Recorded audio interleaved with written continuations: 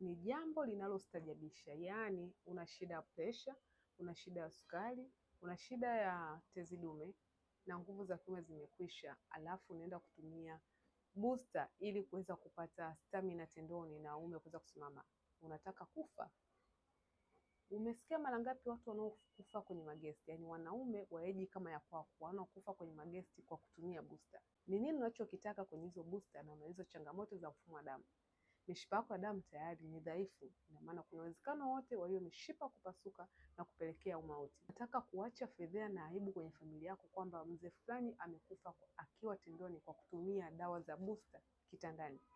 Ni aibu aina gani ambayo unataka kujitengenezea?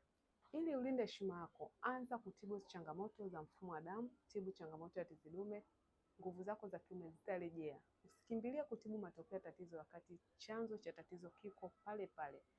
Ndio maana hauponi kila dawa unayotumia, ndio maana booster yenyewe imefikia hatua imedunda.